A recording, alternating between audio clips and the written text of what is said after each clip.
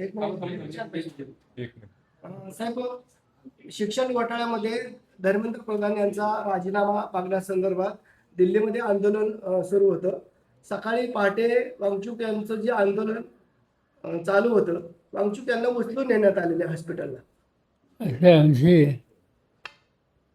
आमचा अंदाज असा होता की या 5-6 दिवसात त्यांना अटक होती आणि नेमकं तसं झालं. त्याची मागणी काय होती की मनसेचा राजीनामा. का तर या सर्व शैक्षणिक चळवळीमध्ये मनसेच्याकडे जी जबाबदारी होती ती जबाबदारी त्यांनी काळजीपूर्वक हाताळली नाही आणि त्याचा परिणाम हजारो मुलांना त्यांच्या भवितव्यावर अडचणी आली. ती मागणी केली, पण केंद्र सरकार त्याच्याकडे वगैरेची भूमिका घेत होतं. शेवटी त्याची मागणी एवढाच फक्त नव्हता, बाकीचे राजकीय पक्षसुद्धा त्यांच्याबरोबर उभे राहिले.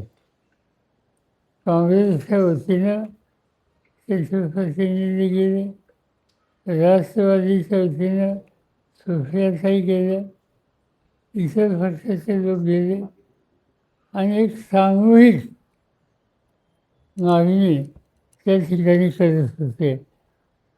आणि हे आपल्या आवाक्याच्या बाहेर आहे हे ज्यावेळेला लक्षात आलं त्यावेळेला हा अटक करण्याचा निर्णय घेतला आणि त्याप्रमाणे आज पहाटे त्याची अटक त्यांनी केली. बघूया, त्यांनी अटक जरी केली तरी हे आंदोलन चालू राहणार. लोकशाही मोडण्याचा प्रयत्न हे भाजप सरकार करते असं वाटत नाही? हे सरळच आहे ना.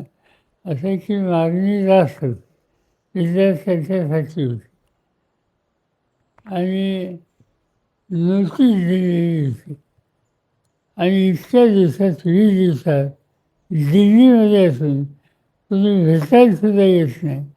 एवढा उद्दामपणा, याचा अर्थ केंद्र सरकार अत्यंत बेजबाबदारपणानं इथं वागतं हे स्पष्ट झालेलं आहे. आणि हे इथं थांबणार नाही.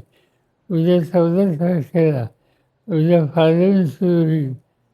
या विषयाने फाळणी सुरू होईल. 30 जूनला राज्य सरकार शेतकरी कर्जमाफी करणार होते, परंतु अजून काहीतरी क्लुप्त्या आखतंय. अजूनही शेतकऱ्यांची कर्जमाफी होत नाही. आता 30 जुलैची त्यांनी तारीख घेतलेली. ठीक आहे, तारीखेची आम्ही तो वाद होणार आहोत. ठीक आहे, खरं तर त्यांच्या अर्थात गेल्या त्या फाळायला हव्या त्या, पण आता त्यांनी 22 नाही ठरवलं, नवीन तारीख दिली, तो आम्ही थांबणार.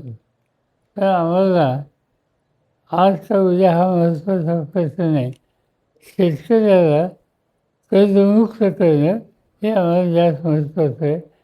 ते जर केलं तर आमची तक्रार नाही, नाही केलं तर आंदोलन सुरू होईल. राज्यातील काही नेते ज्यांचा दोन्ही राष्ट्रवादीची काही संबंध नाही, परंतु वक्तव्य करतात की राष्ट्रवादीमध्ये फूट आहे, दोघांमध्ये संभ्रम आहे. त्याला जाऊन हा विषय काही इतर काही नाही.